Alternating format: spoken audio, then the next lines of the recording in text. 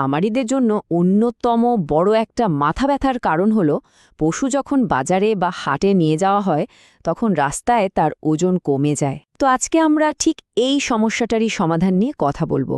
এমন একটা পেশাদার ৭২ ঘন্টার কৌশল নিয়ে আলোচনা করব যা এই ক্ষতিটা একেবারে থামিয়ে দিতে পারে। চলুন এই প্রমাণিত পদ্ধতিটা আমরা ধাপে ধাপে জেনে নিই। একবার ভাবুন তো, যে পশুটাকে এত যত্ন করে এত সময় দিয়ে বড় করা হলো, মাত্র কয়েক ঘন্টার একটা ট্রাক জার্নিতে তার ওজনটা কমে গেল। এটা কিন্তু কোনো বানানো গল্প না, অনেক খামারির জন্যই এটা একটা কঠিন বাস্তবতা। আর এই ওজন কমার মূল কারণটাই হলো পরিবহনের সময় পশুটার ওপর যে প্রচণ্ড মানসিক চাপ পড়ে আর শরীর থেকে পানি বেরিয়ে যায় সেটা, যার ফলে লাভের গুড় কিন্তু পিঁপড়ে খায়। বিজ্ঞানের ভাষায় এই যে ওজন কমার ব্যাপারটা, এর কিন্তু একটা নাম আছে। একে বলা হয় ট্রান্সপোর্ট শ্রিঙ্কেজ।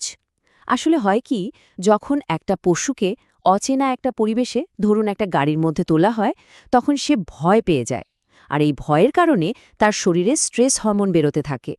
এর ফলেই পশুটা ঘন ঘন মলমূত্র ত্যাগ করে, শরীর থেকে প্রচুর পানি বেরিয়ে যায়, এমনকি তার পেশিও ক্ষয় হতে শুরু করে। তবে ভালো খবরটা হলো, এই পুরো ব্যাপারটা কিন্তু সঠিক ব্যবস্থাপনার মাধ্যমে একদম নিয়ন্ত্রণে আনা সম্ভব। এখন প্রশ্ন আসতে পারে যে এই যে ওজন কমল, এতে আর্থিক ক্ষতিটা ঠিক কত টাকার হয়। চলুন একটা সহজ হিসাব করা যাক। যদি ১ কেজি মাংসের দাম আমরা ৮০০ টাকা ধরি, তাহলে ৪ কেজি ওজন কমা মানে কি? সোজা ৩,২০০ টাকা লোকসান। আর এটা কিন্তু মাত্র একটা পশুর হিসাবে।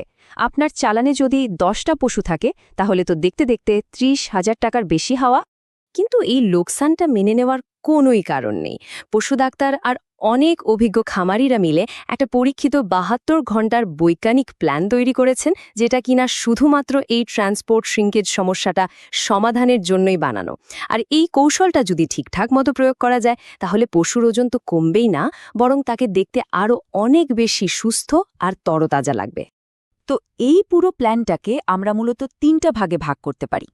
একদম ৭২ ঘন্টা আগে আমরা পশুটার খাদ্যাভ্যাস বদলে দেব, যাতে তার শরীর থেকে পানি বেরিয়ে না যায়। এরপর ৪৮ ঘন্টা আগে থেকে শুরু হবে তার মানসিক চাপ কমানোর প্রক্রিয়া। আর সবশেষে ২৪ ঘন্টা আগে পশুটাকে একটু সাজিয়ে গুছিয়ে নেওয়ার পালা, মানে গ্রুমিং, যেন বাজারে সে সেরা দামটা পায়। আচ্ছা, তাহলে প্রথম ধাপে আসা যাক, যেটা সবচেয়ে গুরুত্বপূর্ণ। এই পুরো পরিকল্পনার ভিত্তিটাই কিন্তু হলো পশুটার খাবার আর পানির ঠিকঠাক ব্যবস্থাপনা।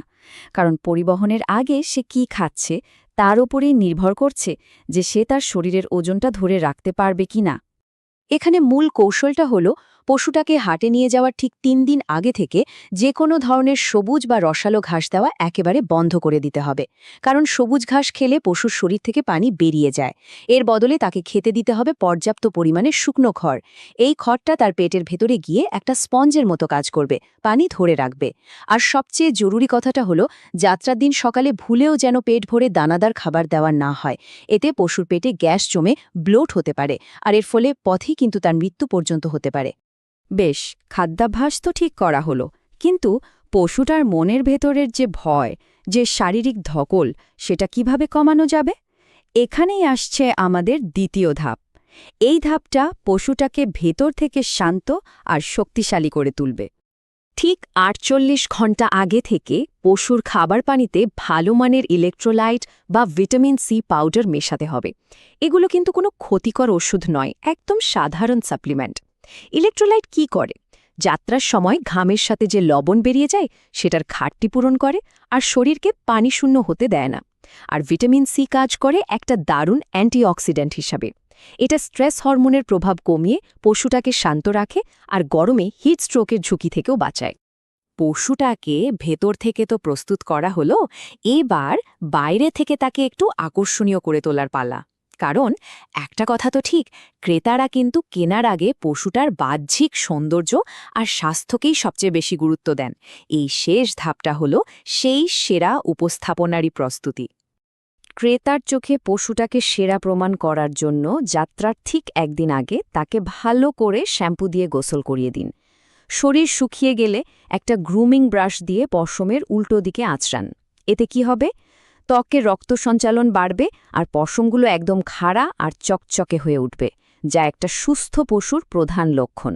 আর সবশেষে গলার ওই পুরনো দড়িটা ফেলে দিয়ে একটা সুন্দর রঙিন নাইলনের রশি পরিয়ে দিন।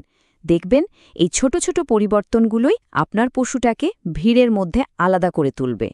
এখানে একটা বিষয় পরিষ্কার করে দেওয়াটা খুব জরুরি। আমরা এতক্ষণ ধরে যা কিছু নিয়ে আলোচনা করলাম তার প্রত্যেকটা ধাপ কিন্তু বৈজ্ঞানিক এবং পুরোপুরি নৈতিক।